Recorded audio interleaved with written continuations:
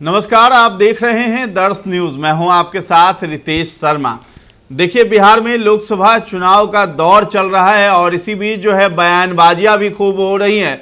और बिहार के दो युवा नेता हैं, एक तरफ तेजस्वी यादव तो दूसरे तरफ चिराग पासवान, और दोनों की जो है भिड़ंत इस बार बहुत ही भयंकर हो रही है। एक तरफ तेजस्वी यादव जो है प्रधानमंत्री मोदी पर हमला बोलते हैं, तो चिराग को पीएम मोदी का जो है हनुमान बताया जाता है और हनुमान बन करके वो तेजस्वी यादव पर हमलावर हो जाते हैं चिराग पासवान। तो तेजस्वी यादव ने कहा है कि 4 जून के बाद जो है पीएम मोदी की विदाई तय है, यानी कि वो फिर से पीएम नहीं बनने वाले हैं, ऐसा तेजस्वी यादव ने बयान दिया। जिसके बाद जो है चिराग पासवान से जब मीडिया ने सवाल किया तो उनका यही कहना था कि अगर तेजस्वी यादव ऐसी बात कह रहे हैं तो ठीक है, उनका जाना तय है, लेकिन इस बार जाएंगे और तीसरी बार जो है प्रधानमंत्री नरेंद्र मोदी ही बनेंगे। और तेजस्वी यादव पर उन्होंने हमला बोला है कि उनका यही काम है, और अगर वो इतना ध्यान जो है बिहार की जनता पे दे दे, प्रधानमंत्री मोदी पर से ध्यान हटा के, तो बिहार का भी कुछ भला हो जाए। बिहार के बारे में भी सोचना चाहिए और बिहारियों के बारे में भी सोचना चाहिए। तो चिराग पासवान ने क्या कुछ कहा है वो आप इस वीडियो में सुनिए। इस बार प्रधानमंत्री को जाना तय है। कहाँ? विदाई होनी तय है। भाई, प्रधानमंत्री जी तीसरी बार प्रधानमंत्री पद की शपथ लेने जा रहे हैं। अगर इसको वो जाना कह रहे हैं तो बिल्कुल ये बात तय है कि वो जाएंगे और तीसरी बार प्रधानमंत्री पद की शपथ लेंगे। जितना ध्यान ये विपक्ष के नेता मेरे प्रधानमंत्री पर देते हैं, इतना ध्यान अगर अपने प्रत्याशियों पे दे दे तो संभवतः उनकी जमानत बच जाएगी। जितना समय ये लोग व्यर्थ की बातों को मुद्दा बनाने में ये लोग लगाते हैं, बिहारियों की चिंता कर लेंगे, उनसे जुड़े विषय अगर ये लोग उठा लेंगे तो संभवतः इनके प्रत्याशियों का प्रदर्शन थोड़ा बेहतर हो जाएगा। और जितना समय ये मेरे प्रधानमंत्री पर बिताते हैं, उसका 10% समय भी इनके गठबंधन के राष्ट्रीय नेता अगर बिहार और बिहारियों को दे देंगे तो शायद बिहारियों का थोड़ा विश्वास उन लोगों पर भी हो जाएगा। मेरे प्रधानमंत्री तो लगभग हर एक चरण में बिहार आने का उन्होंने काम किया। अभी भी 12 तारीख को आ रहे हैं, प्रवास भी करेंगे, 13 को भी कार्यक्रम करेंगे, 12 को उनका संभवतः प्रस्तावित है रोड शो वगैरह, ये भी करेंगे। पर बताएं ना कि इनके गठबंधन के जितने राष्ट्रीय नेता हैं कहाँ हैं वो? क्या उनके लिए बिहार कोई मायने नहीं रखता?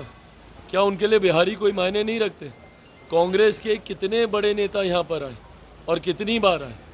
देश का प्रधानमंत्री होने के बावजूद इतना समय बिहार और बिहारियों को दे रहे हैं, ये उनकी चिंता बिहारियों के प्रति दिखाती है, उनके मन का सम्मान हम लोग के प्रति दिखाता है। तो ऐसे में ऐसे प्रधानमंत्री को देश की जनता बार बार चुनकर प्रधानमंत्री बनाएगी। तो जो ये कह रहे हैं ना कि वो जाएंगे शपथ लेने। तो आपने सुना कि चिराग पासवान ने तेजस्वी यादव पर हमला बोला है और दोनों युवा नेता आपस में लड़ते हुए दिखाई दे रहे हैं इस बार। और बहुत ज्यादा एक समय यह भी बात चली थी कि दोनों साथ मिलकर के बिहार की कमान संभाल सकते हैं, ऐसी कयासबाजियों का दौर लगा था।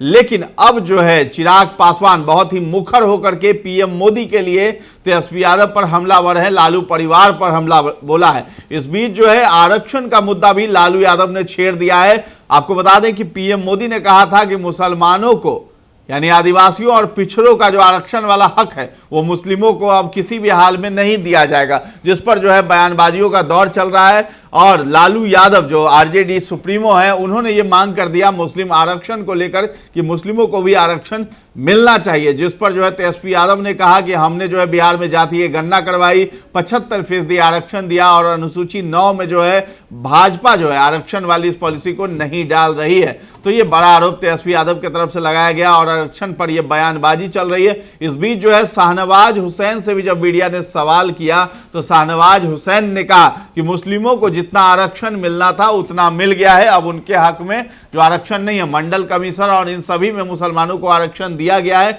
अब किस बात का आरक्षण जो है उन्हें मिलेगा। आरक्षण को लेकर यादव धर्म के आधार पर आरक्षण की बात की है, अब सामाजिक आधार पर आरक्षण की बात कर रहे हैं। देखिए, दूसरा जन्म भी ले ले कोई नेता विपक्ष का, तब भी धर्म के आधार पर आरक्षण नहीं दे सकता। भारत का संविधान धर्म के नाम पर आरक्षण देने की इजाज़त नहीं देता है। ऐसे मुसलमानों में जो बैकवर्ड मुस्लिम हैं, पसमानदा मुस्लिम, उनको मंडल कमीशन में आरक्षण मिला हुआ है। और जो मुसलमानों में स्वर्ण जाति के मुस्लिम हैं, फॉरवर्ड मुस्लिम, शेख सैयद पठान, उनको 10% जो गरीब को आरक्षण मिलता है वो मिला हुआ है। लेकिन अगर 10% उसमें मिलने के बावजूद, मंडल कमीशन में मिलने के बावजूद कोई ये कह दे कि धर्म के नाम पर आरक्षण सारे मुसलमानों को दे दें, तो ये संविधान सम्मत नहीं है। और इस तरह का बयान सिर्फ वोट की लालच में दे रहे हैं नेता। हम लोग मानते हैं कि अनुसूचित जाति जनजाति में भी धर्म के नाम पर आरक्षण नहीं है, मुसलमानों का आरक्षण वहाँ नहीं है। लेकिन ये लोग वोट के लिए कुछ भी बयान दे रहे हैं, वोट बैंक की पॉलिटिक्स कर रहे हैं, जिसकी प्रधानमंत्री ने भी घोर निंदा की। तीसरे चरण का जो मतदान हुआ है उसमें काफ़ी ज़्यादा सुधार मिली है पिछले 2 चरणों में, तो क्या लगता है आप लोगों के फेवर में? तीसरे चरण के मतदान में भारी वोट एनडीए के पक्ष में गिरा है। मैंने कल खुद भी वोट डाला था, सुबह सुबह डाल दिया था। और तीसरे चरण में मैंने वोट डाला, इसलिए वोट तो बढ़ना ही था। अच्छा, नितिन गडकरी, और अभी बातें पूरा नहीं हुआ तो नितिन गडकरी बीच में आपने, नितिन गडकरी, और इसलिए जो, अरे तीसरे आप ही का सवाल है भाई। आपने कहा जो तीसरे चरण में जो वोटिंग हुई है, पांचों की पांचों सीट, अररिया, खगड़िया, झंझारपुर, मधेपुरा, सुपौल, सारी सीट एनडीए जीतेगी, भारी वोट से जीतेगी। जी, अब पूछिए। जेपी नड्डा, अमित शाह प्रधानमंत्री के दौरे पर तेजस्वी यादव ने कहा है कि आप लोगों को आपत्ति क्यों है, हार रहे हैं इसलिए बार बार वो बिहार आ रहे हैं। अरे बिहार आएंगे, हमारे पास नेता है, उनके बाद नेता का अकाल है। किसी को तेजस्वी यादव अपने हेलीकॉप्टर में बैठने नहीं दे रहे। और तेजस्वी यादव की तबीयत नासाज है, जवान आदमी है। जिस दिन से नरेंद्र मोदी जी को बूढ़ा बोले हैं, उस दिन से खुद ही वो कंपेन नहीं कर पा रहे हैं। फिटनेस पर ध्यान देना चाहिए और हम उनको शुभकामना देते हैं कि जल्दी फिट हों। खिलाड़ी आदमी हैं, आजकल योगा व्यायाम कम कर रहे हैं, भाषण ज़्यादा कर रहे हैं। देखिए, फिटनेस पर ध्यान नहीं दे रहे हैं, तभी तो दिक्कत आ रही है। मोदी जी से कुछ सीखना चाहिए, तेजस्वी यादव जी को फिटनेस पे ध्यान देना चाहिए। तेजस्वी कह रहे कि हम प्रधानमंत्री को रोड पर ला दिए, अब उनको रोड तो करना पड़ रहा है। हाँ, जिनकी 0 सीट है वो बड़ा बड़ा दावा कर रहे हैं कि प्रधानमंत्री को रोड पे ला दिए। अरे प्रधानमंत्री तो गरीब के बेटा हैं, रोड से ही नेता बने हैं। और जो पार्टी खुद पिछले चुनाव में थी 0, कितनी बड़ी बड़ी बातें कर रही है, और आप लोग भी उनकी बातों को कितना महत्व दे रहे हैं।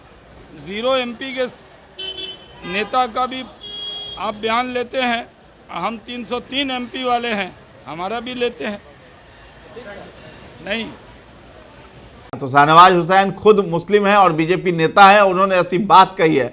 अब जो है इसके बाद जो है मुकेश सहनी जो साथ साथ चल रहे हैं, हेलीकॉप्टर में साथ साथ चलते हैं, तेजस्वी यादव के साथ चुनावी जनसभाओं को संबोधित करते हैं, वीआईपी प्रमुख है।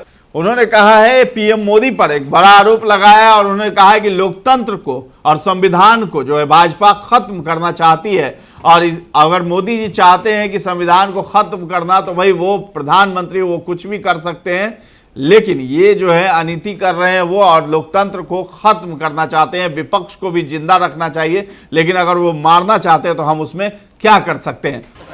देखिए, प्रदेश का प्रधानमंत्री हैं, वो किसको ख़त्म करना चाहता, किसी को मरवाना चाहता, किसी को ख़त्म कर देना, अभी हम क्या कर सकते हैं। लोकतंत्र में विपक्ष जो होता है वो सरकार का आईना होता है, आँख होता है, उनको दिखाया जाता है। लोकतंत्र में जब तक विपक्ष रहेगा तभी हमारा देश रहेगा, जब विपक्ष ही नहीं रहेगा तो देश कहाँ रहेगा। और ये नहीं चाहता है कि देश में विपक्ष रहे, विपक्ष को हर तरीके से ख़त्म करना चाह रहे हैं। तो ये तो माननीय प्रधानमंत्री जी का सोच है कि देश में विपक्ष को ख़त्म कर देना।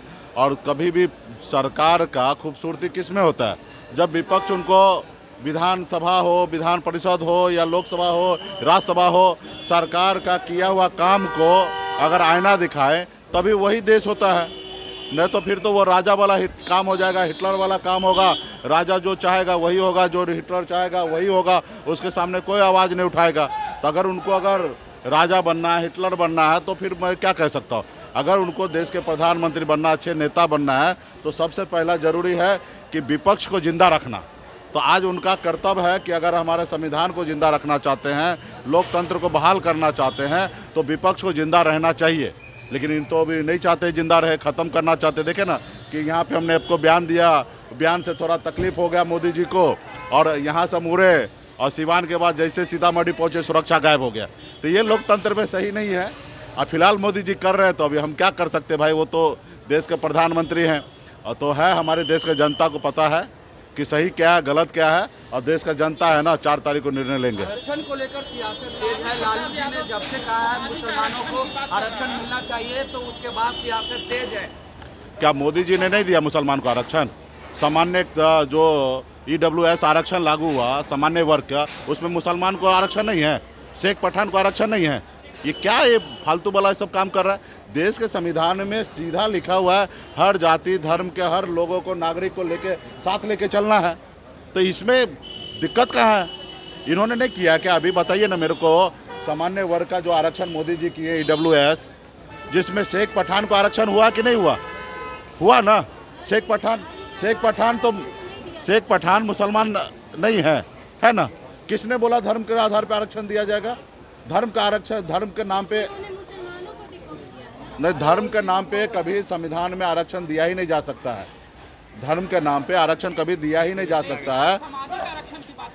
हाँ, समाजी आरक्षण के लिए समाज जरूरी है, धर्म के नाम पे। आनंद सिंह जेल से बाहर निकले हैं, शराबबंदी खत्म करने की बात कर रहे हैं। अब देखिए सरकार का USP रहा है कि ना बचाते हैं ना फंसाते हैं। अब मोदी नीतीश जी अभी जो करें। तो मुकेश सहनी लगातार PM मोदी पर इन दिनों हमला बोलते हुए नजर आ रहे हैं और काफी ज्यादा नाराजगी भी है मुकेश सहनी की, क्योंकि NDA में रहते हुए उन्हें कोई भी सीट इस बार नहीं मिला और तब उन्होंने पाला बदल लिया और तेजस्वी यादव के साथ चले गए। फिलहाल जो है चिराग पासवान तेजस्वी यादव पे बहुत ज्यादा गर्म है और PM मोदी का साथ दे रहे हैं हनुमान बन करके। तो फिलहाल इस खबर में इतना ही है। आपका क्या कहना है इस वीडियो में, ये हमें कमेंट बॉक्स में जाकर के जरूर बताएं और हमारे चैनल को अब तक सब्सक्राइब नहीं किया तो कर लीजिए। धन्यवाद।